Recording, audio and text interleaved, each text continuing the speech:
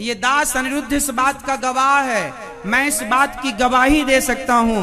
आज तक का रिकॉर्ड है, मैंने भगवान से जो कुछ भी भगवान ने दिया, मैंने इतना कुछ तो कभी मांगा ही नहीं था, कभी भगवान से कुछ नहीं मांगा। जो दिया भगवान ने वो उनकी कृपा से दिया। मैं छोटा था, मैं बचपन में गांव जाकर के गांव के प्रत्येक घर में जाकर भीख मांगा करता था। मैं बचपन में भीख मांगता था। मंदिर में जाकर रोज शंकर जी को जल चढ़ाकर तेल लगाकर उनकी पूजा करता था, आरती उतारता था, हनुमान जी की सेवा करता था, भगवान कृष्ण और राधा जी मंदिर था उनकी सेवा करता था। उस समय मेरी उम्र थी 14 साल 13 साल, मतलब 12 साल से लेके 18-19 साल तक मैंने मंदिर में पूजा की। लेकिन पूजा करता रहा, सवेरे 4 बजे जाकर नहाता रहा। कोई नहीं बोला मेरे से कि तुम जल्दी जागो। मेरे अंदर इच्छाएं थी कि मैं सेवा करूं भगवान की। सवेरे जल्दी जाकर हनुमान जी को नहलाता, भगवान शिव को नहलाता, भगवान श्री कृष्ण के चरण धोता, शालिग्राम भगवान को नहलाता, सब मंदिर के सभी को नहला धुलाकर उन पर तुलसी बिल्व पत्र चढ़ाकर पुष्प तोड़कर उनकी सेवा करता। और फिर सुंदर कांड का पाठ सुनाता था मैं हनुमान जी को रोज, शंकर जी को रोज। हनुमान जी और शंकर जी सामने ही थे, उनके सामने बैठकर रोज सुनाता था सुंदर कांड का पाठ करता था। आप विश्वास मानो ना मानो मेरी माँ, उस समय तक मुझे ये नहीं पता था कि मांगना क्या होता है, कुछ स्वार्थ भी होता है क्या भगवान से। मैंने पूजा की है पर भगवान से उस पूजा के बदले कुछ नहीं चाहा, कुछ नहीं चाहा।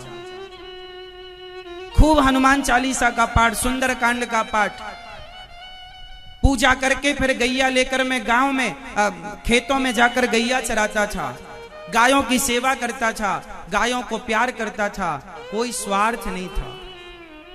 आजकल तो आदमी गाय को एक रोटी खवाता है ना, तो गाय के भी पांव पड़ के बहुत कुछ मांग लेता है, गौ माता ये दे दो वो दे दो, खिलाए एक रोटी रहा।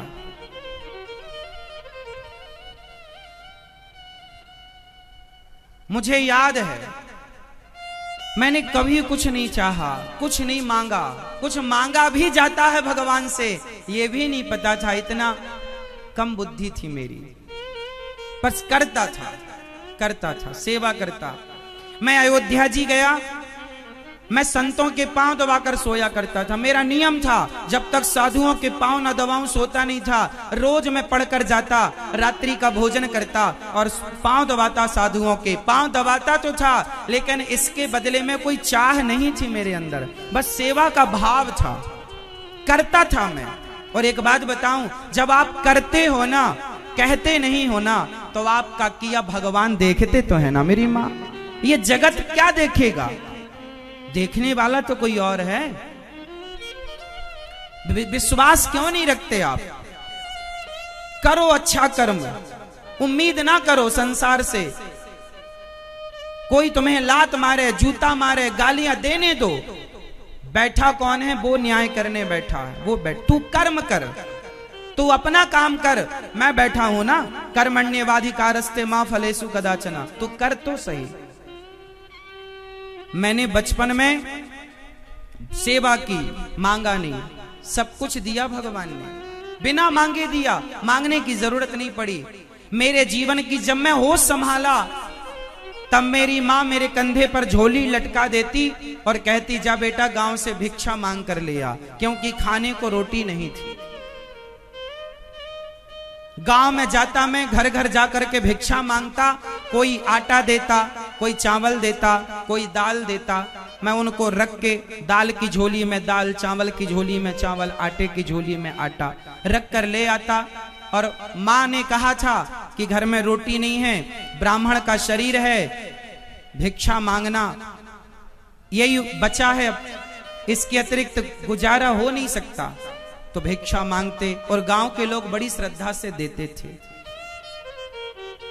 करता था अपना कार्य, लेकिन भगवान से शिकायत नहीं थी कि हे भगवान तुम्हारी इतनी पूजा करता हूं और मुझे भीख मांगनी। आज मैं ये बात बोल रहा हूं, मन में कभी ये ख्याल नहीं आया कि हे भगवान मैं भीख मांग रहा हूं, नहीं, जो मेरे भाग्य में लिखा है भीख मांगना वो मुझे भोगना पड़ेगा। मैं भगवान की भक्ति इसलिए ना करूं कि मैं धन्ना सेठ हो जाऊं,